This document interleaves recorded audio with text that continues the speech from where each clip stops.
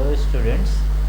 Last class में हम लोगों ने मैट्रिक्स को क्या होता है डिस्कस किया था और उसमें कुछ टाइप्स ऑफ मैट्रिसेस पे डिस्कस किए थे। आज उसी डिस्कशन को हम लोग कंटिन्यू करेंगे। जो लास्ट क्लास में था हमारा, तो स्क्वायर मैट्रिक्स क्या होता है ये पढ़ा था हमने जो है। अच्छा, स्क्वायर मैट्रिक्स में एक छोटा सा टर्म है हमारे पास, trace of matrix. Trace of matrix. अच्छा, ट्रेस स्क्वायर मैट्रिक्स के लिए ही आएगा, इस बात को ध्यान रखेंगे।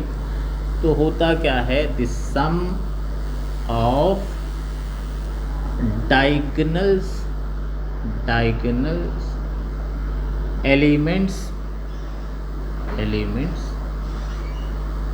ऑफ ए स्क्वायर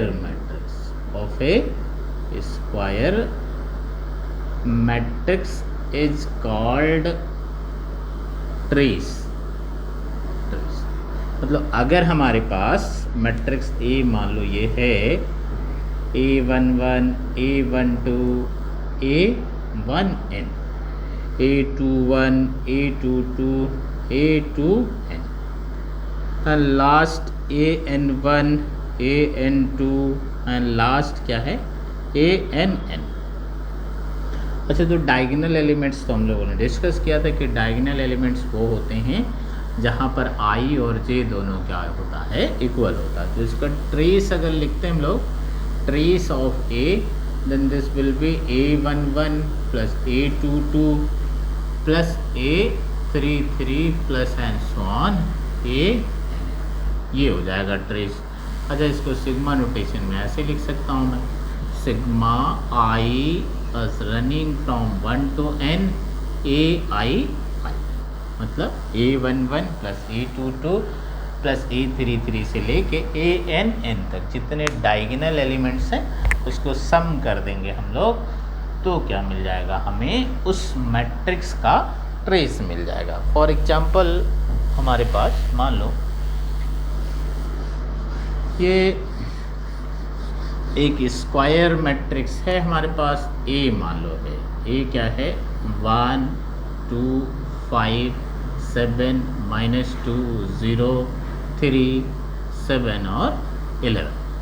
अब अगर इसका ट्रेस चाहिए कितने ऑर्डर का, 3 क्रॉस 3। तो ट्रेस कैसे लिखा जाए, trace of A 10 will be 1 plus -2 और प्लस 11, मतलब कितना आ जाएगा, -1 प्लस कितना हो गया 10।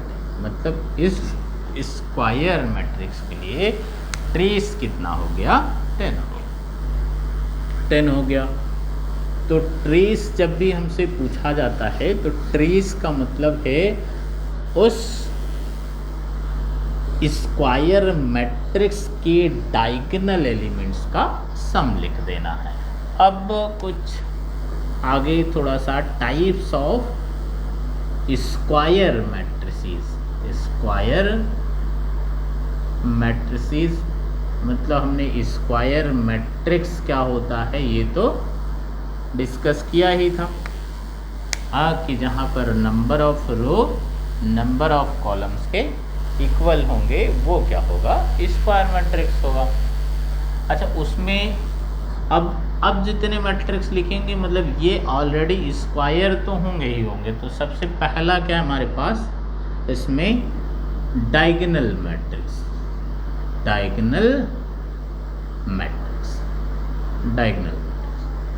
मतलब किसी स्क्वायर मैट्रिक्स को ही डायगोनल मैट्रिक्स कहेंगे अगर ये कंडीशंस हैं जो सेटिस्फाई हो जाए। मतलब हमारे पास एक मान लो स्क्वायर मैट्रिक्स है AIJ n cross n, then A is called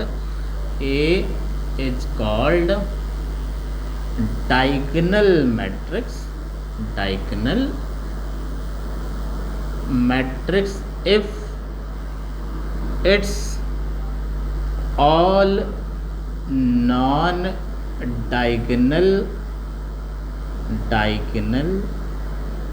elements are 0। मतलब किसी स्क्वायर मैट्रिक्स को ही हम डायगोनल मैट्रिक्स बोलेंगे अगर उसके जो नॉन डायगोनल एलिमेंट्स हैं वो सब क्या हो जाते हैं, ज़ीरो हो जाते हैं। मैं इस क्या लिखूँ, मैं ऐसे लिख दूँ a i j this should be zero when i not equals to j. अच्छा, आई इक्वल्स टू जे जब था तो वो सारे हमारे डायगोनल एलिमेंट्स थे। मतलब नॉन डायगोनल का मतलब है कि जब आई और जे इक्वल नहीं है उस केस में जो भी एलिमेंट्स लिखे जाते हैं वो सब क्या होने चाहिए, ज़ीरो होने चाहिए। तभी इसको क्या बोलेंगे हम, डायगोनल मैट्रिक्स बोलेंगे।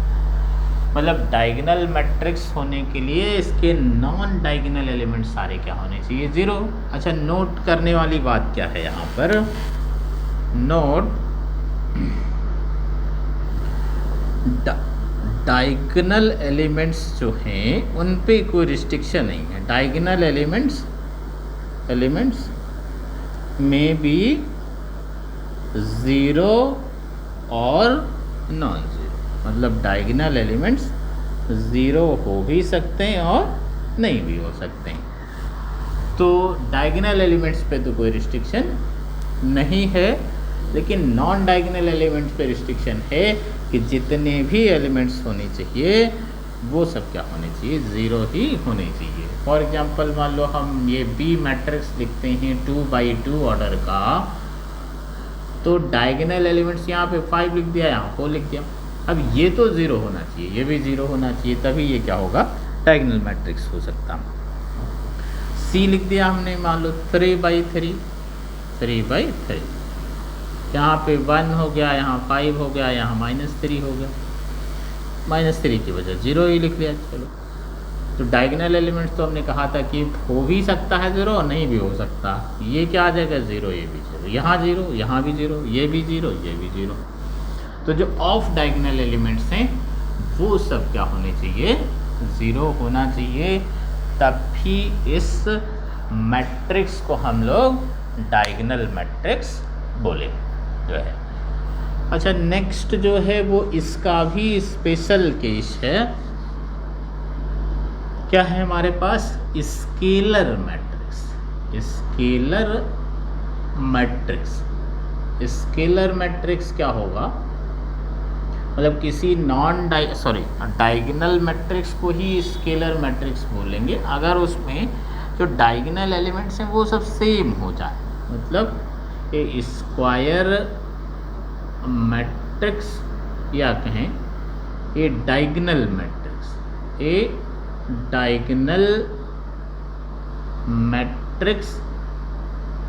in which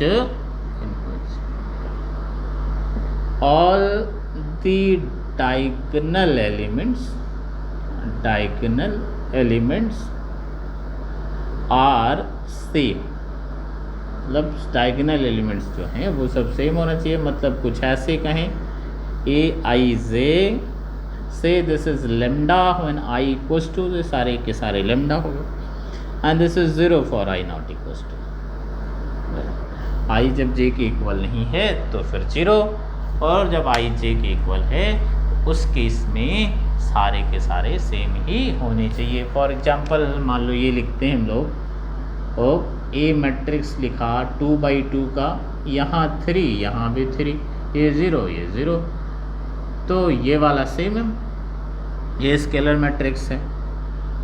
या ऐसे लिखा 3x3 का, ये 5 0 0 0 5 0 0 0 5, तो ये भी क्या है हमारे लिए स्केलर मैट्रिक्स है, क्योंकि यहाँ पे जो डायगोनल एलिमेंट्स हैं वो सब सेम हैं और जो ऑफ डायगोनल एलिमेंट्स हैं वो सब क्या हैं, 0। तो नेक्स्ट इसका भी स्पेशल केस है, आइडेंटिटी मैट्रिक्स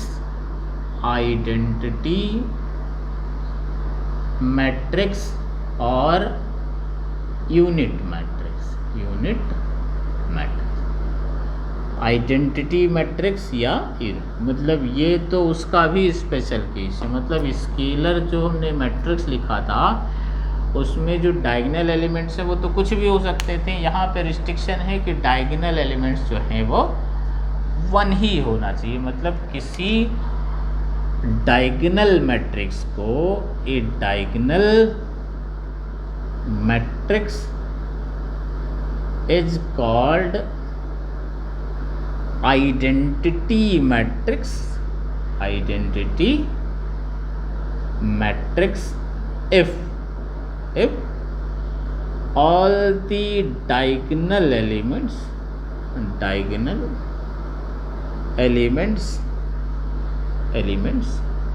are 1।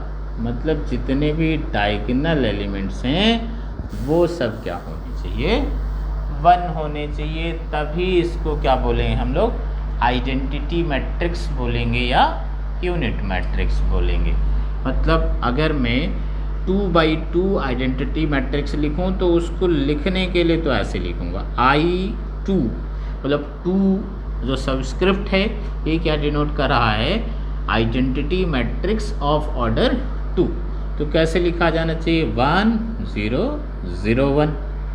अच्छा 3×3 लिखें तो I3, मतलब आइडेंटिटी मैट्रिक्स ऑफ ऑर्डर 3, 1 0 0 0 1 0 0 0 1। तो I4 लिखूँ, it means identity matrix of order 4। I7 लिखने का मतलब आइडेंटिटी मैट्रिक्स ऑफ 7। IN लिखें तो इसका मतलब identity matrix of order n। तो इन जनरल आई ही लिख देते हैं हम लोग, इन जनरल आई ही लिख देते हैं। अच्छा इसके करस्पॉन्डिंग क्या ध्यान रखेंगे हम लोग, एक नोट यहाँ पर कि अगर मुझे कोई स्क्वायर मैट्रिक्स दिया हुआ और a square matrix of order n, the corresponding identity matrix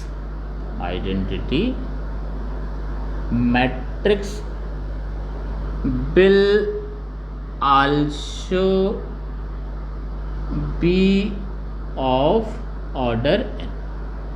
मतलब अगर हमारे पास एक स्क्वायर मैट्रिक्स है जिसका ऑर्डर n है, अब उसके करस्पॉन्डिंग मुझे अगर आइडेंटिटी मैट्रिक्स लेना है तो फिर वो भी क्या लूँगा, मैं ऑर्डर 2 का लूँगा। जैसे मान लो हमारे पास ये मैट्रिक्स दिया है 3 4 7 6, तो ये तो 2×2 का है, तो इसके करस्पॉन्डिंग आइडेंटिटी मैट्रिक्स क्या लिखूँगा, आई अगर लिखूँ तो वो कितने ऑर्डर का होगा, 1 0 0 1। मतलब 2×2 ऑर्डर का ही आइडेंटिटी मैट्रिक्स लिखेंगे। इस बात को ध्यान रखेंगे कि अगर हमें ए स्क्वायर मैट्रिक्स दिया हुआ है और हमें अपने से ही आइडेंटिटी मैट्रिक्स लेना है तो फिर उसी ऑर्डर की आइडेंटिटी मैट्रिक्स होगी जिस ऑर्डर का मैट्रिक्स है।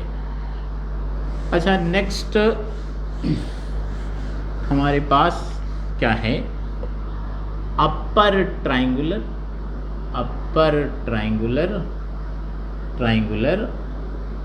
मैट्रिक्स। अपर ट्राइंगुलर मैट्रिक्स मतलब कोई स्क्वायर मैट्रिक्स तो है ही है मेरे पास, ये कोई स्क्वायर मैट्रिक्स है सपोज ऑफ ऑर्डर n। अब इसको अपर ट्राइंगुलर कब बोलें, ए इज कॉल्ड अपर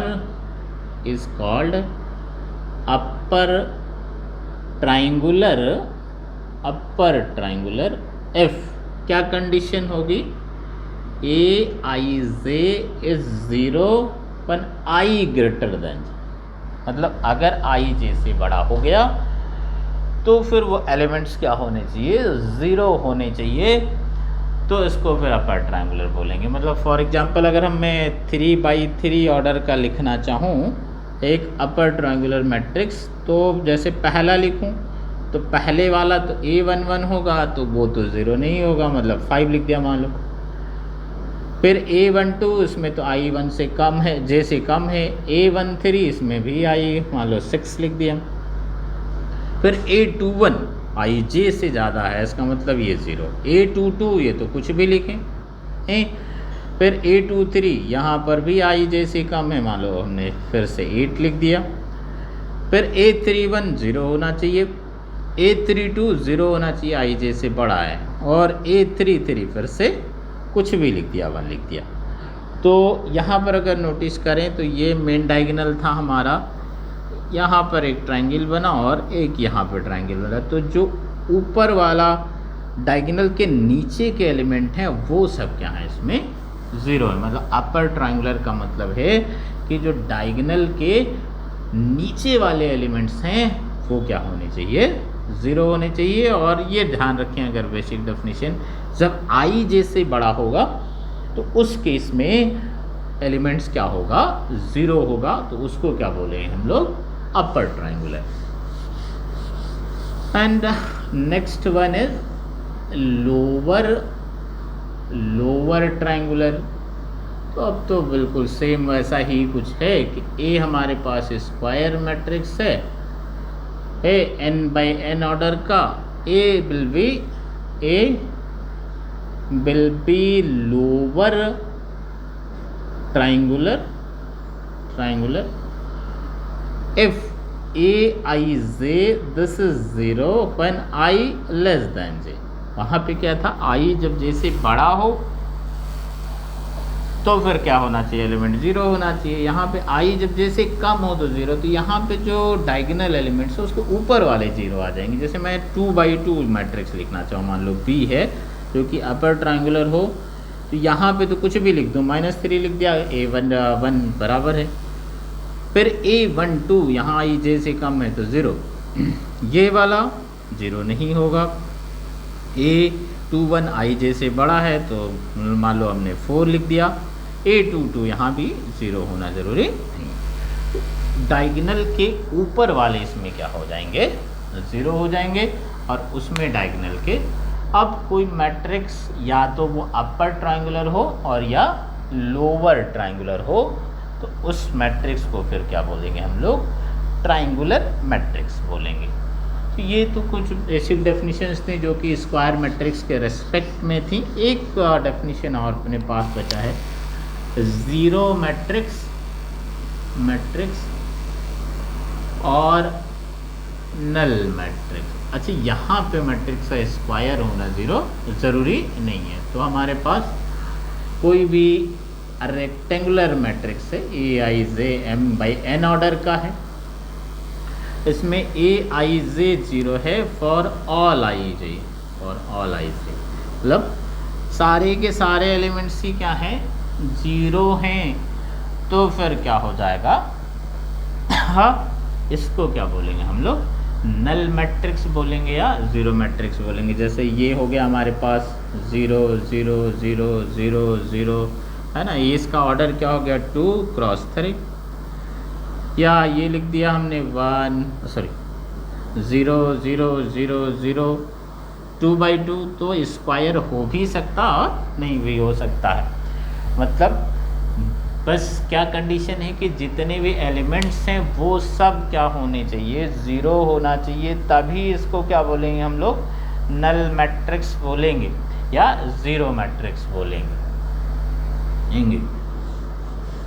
अच्छा, नेक्स्ट अपने पास क्या है, algebra of matrix. Algebra of matrix. अच्छा, अलजेब्रा से मतलब ही हमारा होता है एडिशन, सब्सट्रैक्शन, मल्टीप्लिकेशन, डिवीज़न। लेकिन दो मैट्रिक्स को डिवाइड नहीं कर सकते हम, एक मैट्रिक्स को दूसरे मैट्रिक्स से डिवाइड नहीं कर सकते। वो ऐड कर सकते हैं, सब्सट्रैक्ट कर सकते हैं, मल्टीप्लाई कर सकते हैं, पर डिवाइड नहीं कर सकते हैं।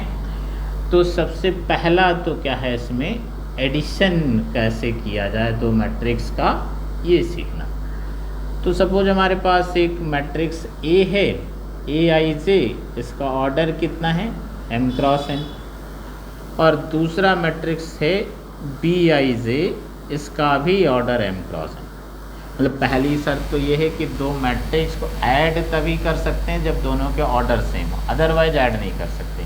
मतलब एडिशन को पॉसिबल होने के लिए या कहें कंफर्म होने के लिए ये दोनों मैट्रिक्स का ऑर्डर सेम होना चाहिए। अच्छा, ऑर्डर अगर सेम हुआ तो फिर ऐड कर पाएंगे, और ऐड कैसे करेंगे? करस्पॉन्डिंग एलिमेंट्स को। तो a प्लस बी जो है वो कैसे डिफाइन होगा? a i j m cross n plus b i j m cross n। अब ये कितना आ जाएगा? a i j plus b i j m cross n। Order में कोई चेंज नहीं आएगा, मतलब दो मैट्रिक्स को ऐड करें तो ऑर्डर पे तो कोई फ़र्क नहीं पड़ेगा, ऑर्डर तो वही रहेगा।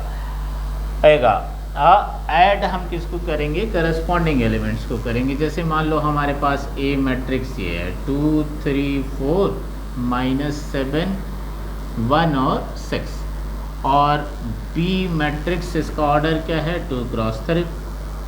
बी मैट्रिक्स कुछ 1 2 5 7 11 3, इसका भी ऑर्डर 2 क्रॉस 3। तो इनको तो ऐड कर सकते हैं क्योंकि इनके ऑर्डर सेम हैं। और ऐड कैसे करेंगे? करस्पॉन्डिंग एलिमेंट्स को। मतलब a प्लस बी जो है कैसे डिफाइन होगा हमारा? a प्लस बी क्या आ जाएगा? Corresponding elements. तो इसके करस्पॉन्डिंग तो ये लिखा है, तो 2 + 1 3। 3 के करस्पॉन्डिंग 2 लिखा हुआ है तो 5, 4 के करस्पॉन्डिंग 5 लिखा है तो 9, -7 के करस्पॉन्डिंग 7 तो 0, 1 + 11 12, 6 + 3 9। ऑर्डर सेम ही रहेगा। मतलब एडिशन अगर करते हैं हम तो वो तभी पॉसिबल है जब दोनों के सेम ऑर्डर हों, ये पहली शर्त। दूसरा, ऐड कैसे करेंगे? जो करस्पॉन्डिंग एलिमेंट्स हैं उन्हीं को ऐड करेंगे हम, करस्पॉन्डिंग एलिमेंट्स को ऐड कर देंगे। अच्छा, एडिशन अगर ऐसे करेंगे तो ऑब्वियस है सब्सट्रैक्शन भी सेम ही होगा, फिर तो उसमें कोई चेंज आएगा नहीं। इसका मतलब सब्सट्रैक्ट भी सेम ही तरीके से होगा। तो a माइनस बी कैसे डिफाइन होता? a i j minus B I J order कितना होता? m cross n। मतलब वैसे ही सेम सब्सट्रैक्ट भी करते जैसे कि हम ऐड कर रहे थे। तो एडिशन और सब्सट्रैक्शन दोनों के लिए कंडीशन हमारी क्या है कि पहली बात तो दोनों के ऑर्डर सेम होना चाहिए, तभी ऐड या सब्सट्रैक्ट कर सकते हैं। और करस्पॉन्डिंग एलिमेंट्स को ही ऐड या सब्सट्रैक्ट कर देंगे तो एक नई मैट्रिक्स आ जाएगी हमारे लिए। अच्छा, ये कुछ बातें हैं जिनका ध्यान रख सकते हैं कि a + 0 मैट्रिक्स अगर लिखते हैं, ये 0 मैट्रिक्स है, 0 + a मैट्रिक्स लिखते हैं तो ये a ही आ जाए। मतलब 0 मैट्रिक्स को ऐड कर दिया जाए मैट्रिक्स a में तो कोई चेंज नहीं आएगा। दूसरा, a + b अगर लिखते हैं this will be same as b + a। मतलब मैट्रिक्स का एडिशन जो है वो कम्यूटेटिव है। और a + b + c लिखें या a + b + c लिखें, ठीक है। मतलब मैट्रिक्स का एडिशन एसोसिएटिव भी है। एंड अगर a कोई मैट्रिक्स है तो -a कोई मैट्रिक्स मिल जाएगा हमें, सच दैट a + -a या -a + a, ये कितना आएगा? 0 मैट्रिक्स। तो 0 जो है यहाँ पे ये वाला 0 मैट्रिक्स जो है, 0 matrix, this is called additive identity. इसको क्या बोलते हैं हम लोग? एडिटिव आइडेंटिटी बोलेंगे। और -a जो है, -a this is called additive inverse. Additive inverse मतलब अगर हमारे पास a कोई मैट्रिक्स है तो उसके करस्पॉन्डिंग -a ज़रूर मिल जाएगा हमें, जिसको हम लोग क्या बोलेंगे? एडिटिव इनवर्स बोलेंगे। और 0 हमारे लिए क्या होगा? एडिटिव आइडेंटिटी का काम करेगा जो है। अच्छा, नेक्स्ट क्या है? मल्टीप्लिकेशन है। तो ये थोड़ा अच्छे से सीखते हैं, ये थोड़ा टिपिकल है। मल्टीप्लिकेशन ऑफ मल्टीप्लिकेशन, मतलब दो मैट्रिक्स को मल्टीप्लाई कैसे किया जाए ये सीखना है। तो पहली बात तो ये है कि मल्टीप्लिकेशन पॉसिबल कब होगा ये देखना पड़ेगा अपने को। जैसे हमने कहा एडिशन के लिए, एडिशन तो तभी पॉसिबल होगा जब क्या होगा, दोनों का ऑर्डर सेम होगा। तो उसी तरह कुछ यहाँ पर भी कंडीशन है कि मल्टीप्लिकेशन कब पॉसिबल हो पाएगा, ये अपने को समझना है कि दो मैट्रिक्स को मल्टीप्लाई कब कर सकते हैं और कब नहीं कर सकते हैं। मतलब हमारे पास जो है कुछ यूँ कहें कि मान लो हमारे पास एक मैट्रिक्स ए आई जे और इसका ऑर्डर क्या है एम क्रॉस है, और दूसरा मैट्रिक्स है बी आई जे, इसका ऑर्डर क्या है पी क्रॉस क्यू। अब हम a इंटू बी लिखना चाहते हैं या b इंटू ए लिखना चाहते हैं। पहला क्वेश्चन तो ये है कि a इंटू बी चाहिए मुझे या b इंटू ए चाहिए। तो अगर a इंटू बी चाहिए मुझे, a इंटू बी चाहिए, तो फिर a हमारे लिए क्या है प्री मल्टीप्लायर। प्री मल्टीप्लायर मतलब मल्टीप्लिकेशन में पहले लिखा गया ये, और b क्या है हमारे लिए पोस्ट मल्टीप्लायर, मतलब और ए वाला तो प्री मल्टीप्लायर हो गया और बी वाला क्या हो गया हमारे लिए पोस्ट मल्टीप्लायर होगा, ए इंटू बी। इस तरह अगर बी इंटू ए लिखते हैं तो उसमें बी पहले आ जाएगा, ए बाद में आ जाएगा, तो फिर बी प्री मल्टीप्लायर हो जाएगा और ए क्या हो जाएगा पोस्ट मल्टीप्लायर हो जाएगा। अच्छा, तो कब पॉसिबल होगा मल्टीप्लिकेशन, ये अपने को मतलब कब कंफर्म होगा कि मल्टीप्लाई कर सकते हैं या नहीं कर सकते हैं। तो क्या कंडीशन है कि फॉर मल्टीप्लिकेशन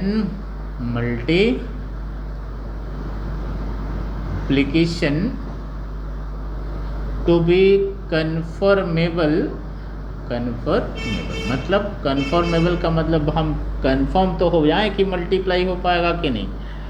ये क्या कंडीशन है, number of column in pre multiplier this should be equals to number of row in post multiplier. मतलब ए में जो कॉलम्स हैं वो बी में रो के इक्वल होना चाहिए। तो अगर ए इंटू बी लिखना है, जैसे यहाँ पर ए इंटू बी लिखना है, तो ए इंटू बी जब लिखूँगा मैं तो कब पॉसिबल हो पाएगा, for A B to be defined, for A B to be defined. क्या कंडीशन होल्ड करेगी, इसके कॉलम्स कितने हैं n, इसमें रो कितने हैं p, मतलब n should be equals to p। ये तो पहली बात होगी कि पहले वाले में कॉलम दूसरे वाले में रो के इक्वल होना चाहिए, तभी मल्टीप्लिकेशन पॉसिबल होगा, अदरवाइज तो पॉसिबल ही नहीं होगा। फिर तो कोई सवाल ही नहीं होता कि मल्टीप्लाई किया जाए उनको। अच्छा, दूसरी बात कि अब अगर a हमारे पास ये था, a क्या था a i j m cross n, और b कितना है मेरे पास बी आई j n p cross q. तो हमने कहा अगर ए बी को डिफाइन होना है, for A B to be defined क्या कंडीशन होना चाहिए, n should be equals to p। ये कंडीशन हो गई कि n जो है p के इक्वल होना चाहिए, मतलब number of column in A that should be equals to number of row in B। अब अगर A इंटू बी जो है डिफाइन हो गया तो जो मैट्रिक्स आएगा उसका क्या ऑर्डर होगा, मतलब जब A इंटू बी लिखेंगे हम तो ये कुछ ऐसे लिखा जाएगा, a i j m cross n into b I j p cross q. अच्छा, n तो p के इक्वल है, n p के इक्वल है, तो ये एक दूसरे को मल्टीप्लाई होने के बाद कैंसिल कर देगा। अच्छा, एक नया मैट्रिक्स मान लो मिला हमें Cij, तो उसका ऑर्डर कितना होगा m क्रॉस q, मतलब a इंटू बी। अगर इसके एलिमेंट्स को मैंने Cij से डिनोट किया तो फिर इसका ऑर्डर कितना हो जाएगा m क्रॉस q। मतलब a इंटू बी को पॉसिबल होने के लिए n, पहली बात तो p के इक्वल होना चाहिए। दूसरा बात, a इंटू बी जब पॉसिबल हो गया तो उसका ऑर्डर क्या आएगा, मतलब जो इक्वल वाले थे वो तो आपस में कैंसिल हो जाएंगे, जो बचे वो उसी का ऑर्डर हो जाएगा। मतलब अगर मैं ये कहूँ कि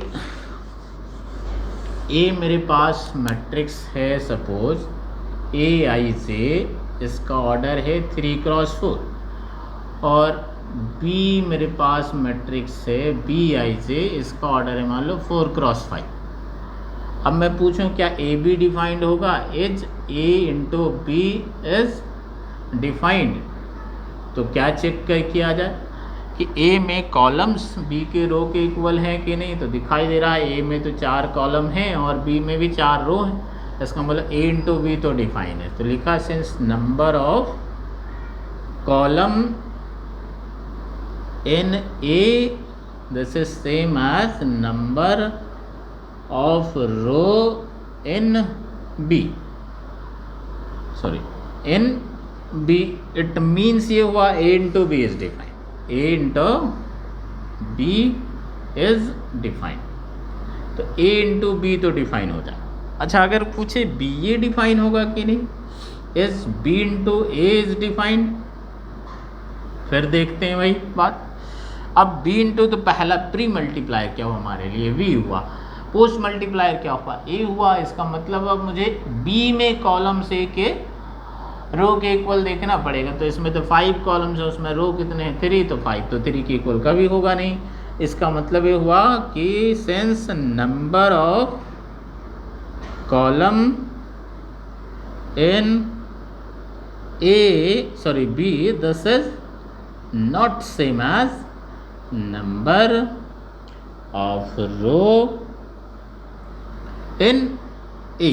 It means B into A cannot be defined. B into A is not defined.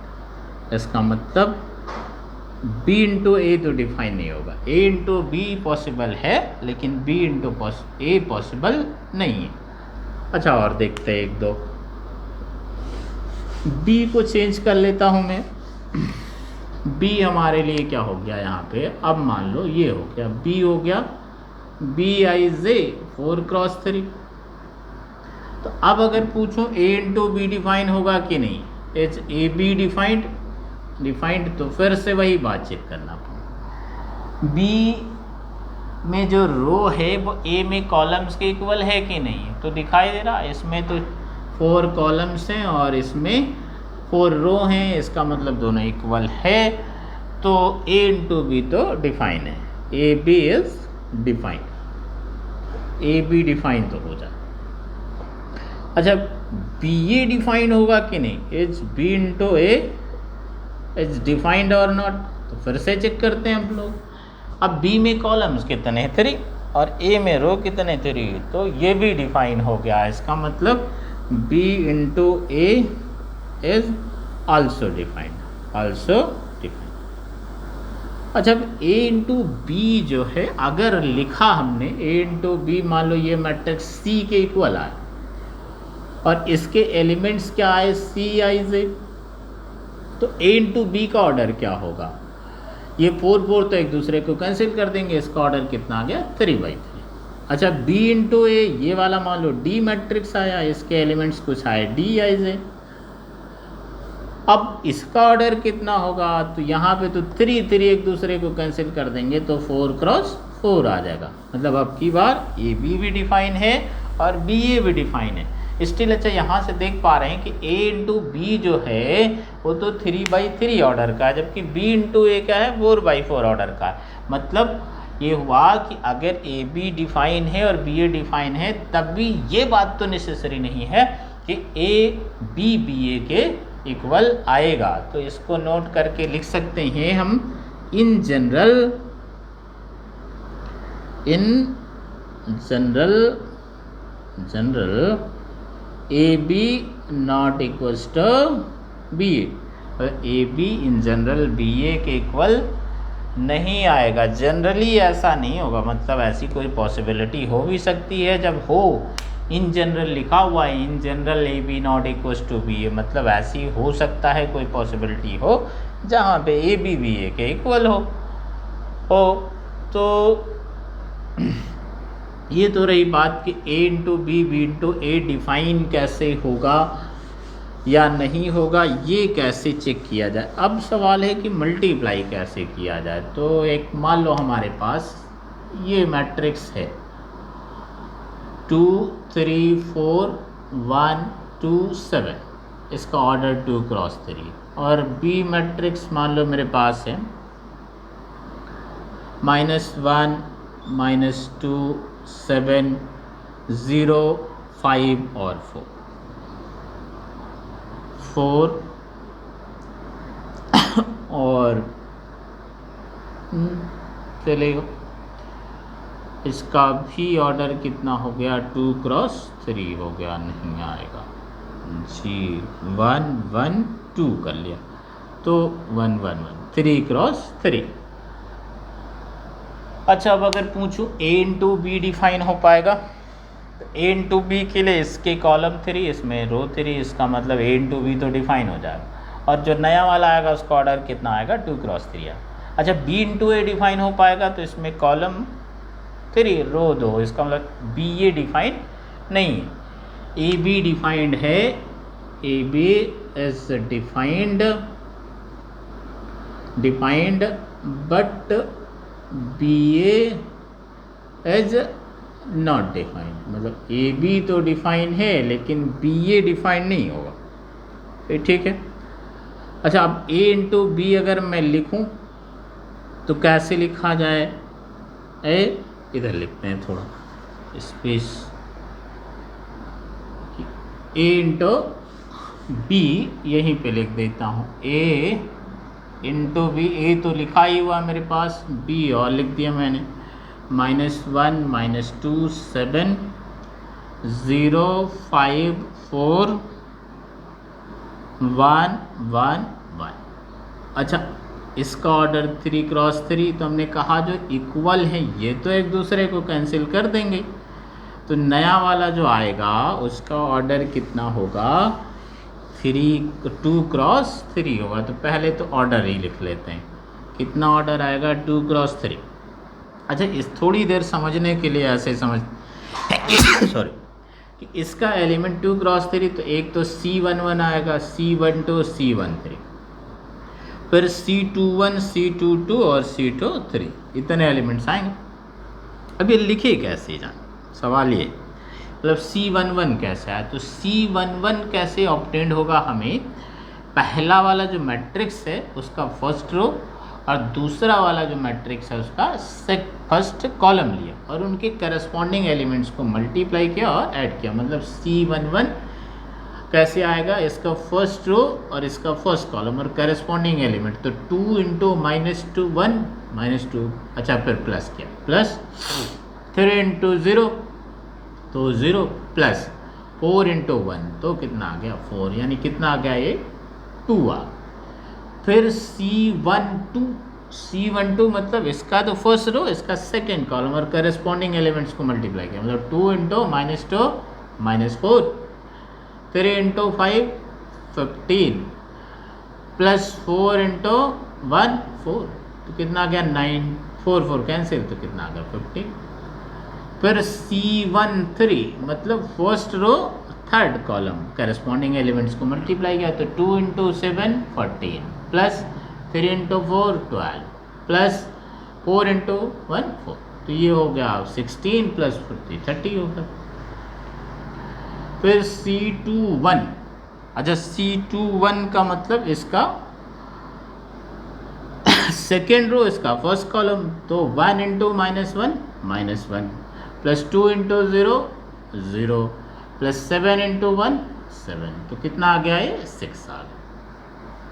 C22, तो C22 का मतलब सेकेंड रो सेकेंड कॉलम, तो ये वाला लिया और ये, तो कितना आ गया -2 + 10 और +7, तो 17 - 2 मतलब 15।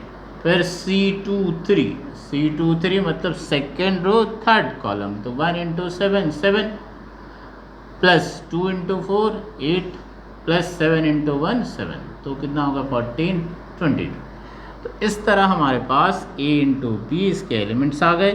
क्या आ गया 2 15 और 30, 2 15 30, फिर 6 15 और 22। ऑर्डर कितना हो गया 2 × 3।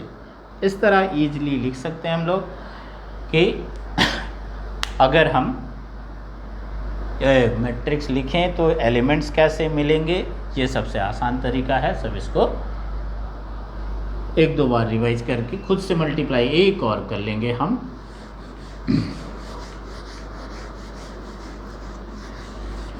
सपोज हमारे पास A मैट्रिक्स है this 1 2 3, this is of order 1 × 3, and the B matrix 4 7 और 2, दिस इज ऑफ ऑर्डर 3 × 1। अब अगर मैं पूछूं A × B पॉसिबल होगा, हाँ पॉसिबल होगा। B × A पॉसिबल होगा, हाँ वो भी पॉसिबल होगा। अच्छा A × B लिखना है मुझे, तो A × B जब लिखूंगा तो क्या हो गया 1 2 3, और ये वाला क्या है मेरे पास 4 7 और 2। अच्छा इसका ऑर्डर कितना था 1 × 3 और इसका ऑर्डर 3 × 1। ऑब्वियसली जो ये वाले हैं ये तो एक दूसरे को कैंसिल कर देंगे, मतलब अब ऑर्डर क्या आएगा 1 × 1, तो इसमें तो एक ही एलिमेंट आएगा। इसका मतलब इसका फर्स्ट रो इसके फर्स्ट कॉलम से मल्टीप्लाई कर दिया और ऐड कर दिया, तो 1 × 4 4 आ गया, +2 × 7 14 आ गया, +3 × 2 कितना आ गया 6 आ गया, तो कितना आ गया ये 24। ये आ गया मेरे पास मैट्रिक्स 1/1। अच्छा B × A लिखें तो वो भी पॉसिबल है, B × A भी पॉसिबल है। अच्छा B × A कैसे लिखा जाए, तो B × A मतलब 4 7 2, इसका ऑर्डर 3 × 1, और ये वाला 1 2 3, इसका ऑर्डर 1 × 3। अच्छा तो B × A जो है ये आए कितने ऑर्डर का, ये तो दिख रहा है कि कितने ऑर्डर का आएगा 3/3 का आएगा, और ये 1 1 कैंसिल, तो इसका फर्स्ट रो इसका सॉरी कलर लिख दिया है, ये गड़बड़ लिख गया 1 2 और 3 था, तो ये 1 × 3 और ये 3 × 1, ये 1 1 एक दूसरे को कैंसिल, तो ऑर्डर क्या आएगा 3/3। अब लिखा कैसे जाए, तो इसका फर्स्ट रो इसका फर्स्ट कॉलम, तो कितना आ गया 4 × 1 4, फिर इसका फर्स्ट रो इसका second column means 8, first row third column 4 × 3 12, फिर second row first column 7, second row second column 14, second row third column मतलब 21, फिर थर्ड रो फर्स्ट कॉलम मतलब कितना आ जाएगा 2, थर्ड रो सेकेंड कॉलम मतलब 2 × 2 4, third row third column means 2 × 3 6, तो ये आ गया मेरे पास B × A, and this much is sufficient for today. Next जो है हम लोग अगली क्लास में यहीं से कंटिन्यू करेंगे, मल्टीप्लिकेशन में थोड़ा बहुत और सीखेंगे, तो है